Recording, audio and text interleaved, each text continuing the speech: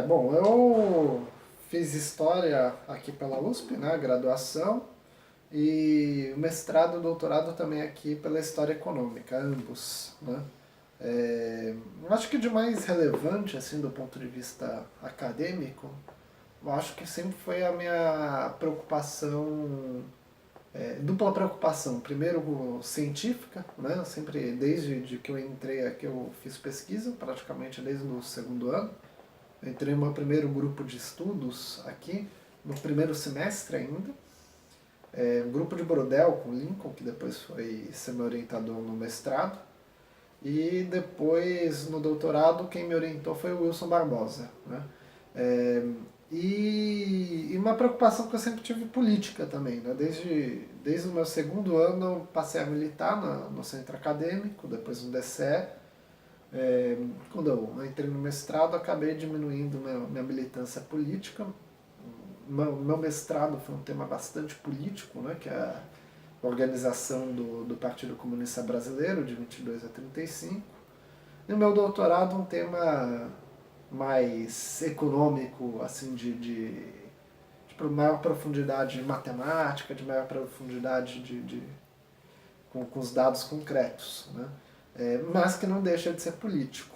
Né? Então, eu acho que de importante na minha trajetória é essa relação que eu tenho, essa preocupação de sempre tentar fazer pesquisas sérias, né, de profundidade científica, mas que tenham reflexão com temas concretos da realidade, né, não sejam só uma reflexão num tema sem grande importância para aplicação social.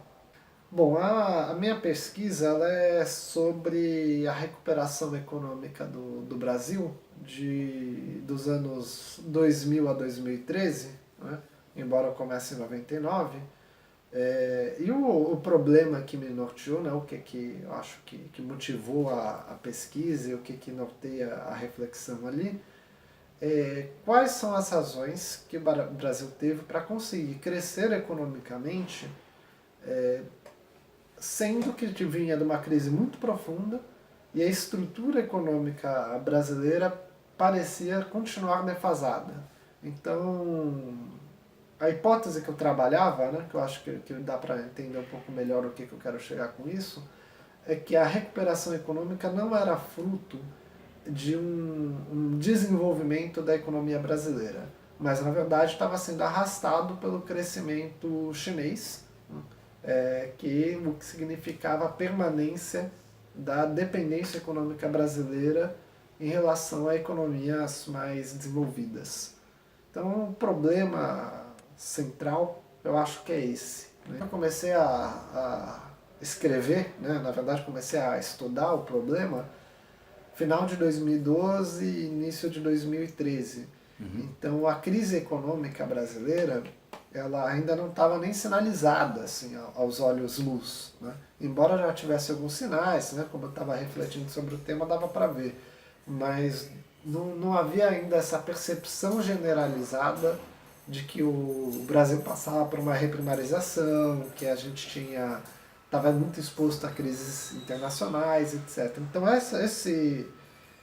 esse problema que ainda não tinha se desenhado já era um dos motivos para eu querer estudar, porque eu vi aqui aonde podia dar, né? Dando uma analisada na economia brasileira. E a importância de estudar historicamente a economia brasileira, historicamente um problema que a princípio é um problema de história atual, né? Que pode ser abordado inclusive com métodos não históricos, né? Tem muita pesquisa por aí que analisa esse período com método não histórico.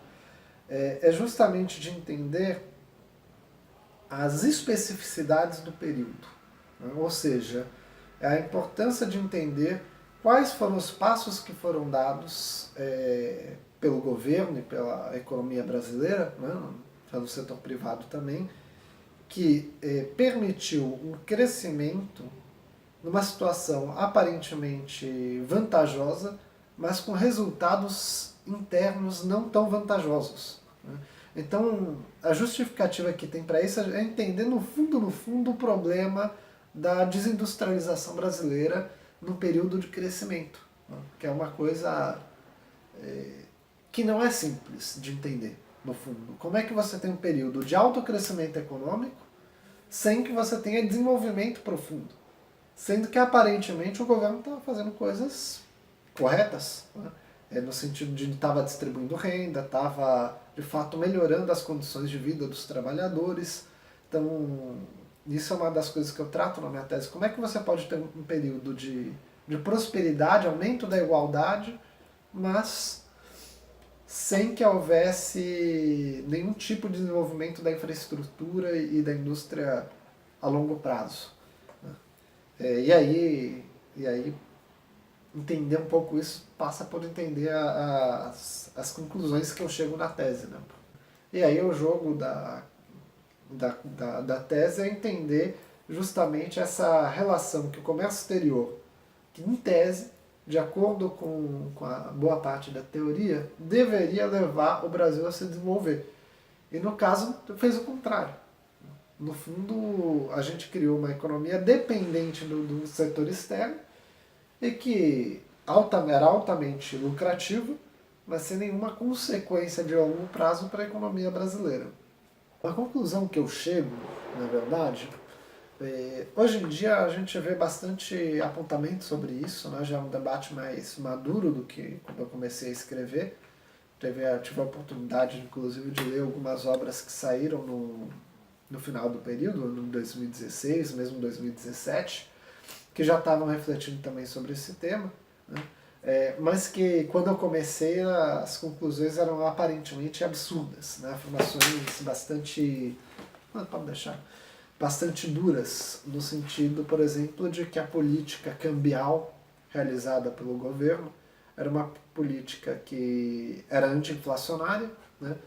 Que significa, na verdade, o seguinte: a gente estava financiando o consumo da população brasileira com a exportação de commodities e mantendo o dólar barato, inclusive gerando distorções no nível de turismo ao exterior, como importação, etc., que na prática significava o seguinte: houve um mecanismo de transferência de renda do setor externo para a população brasileira através do aumento constante dos salários, né? E com uma política cambial que permitia que essa nova renda dos trabalhadores se transformasse em importação e não em pressão para a demanda de bens e produtos que na época não eram produzidos aqui. Então, se você tivesse naquele momento a opção de aumentar a renda dos trabalhadores sem essa política cambial, provavelmente você teria uma pressão inflacionária muito forte, né? Ou seja, teria um desequilíbrio econômico que a princípio poderia resultar numa oportunidade para a indústria brasileira, só que é um custo da qualidade de vida imediata da população. Então foi feita uma opção por priorizar a qualidade de vida imediata, a percepção do progresso.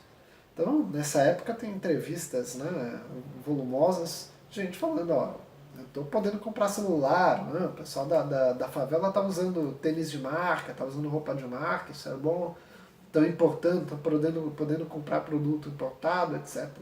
E a conclusão que eu chego é justamente essa, que uma parcela da população que sempre foi excluída do consumo interno e muito mais do consumo de bens importados, foi inserida no consumo, através desse mecanismo. Só que o custo disso foi a perda da capacidade do abastecimento interno industrial.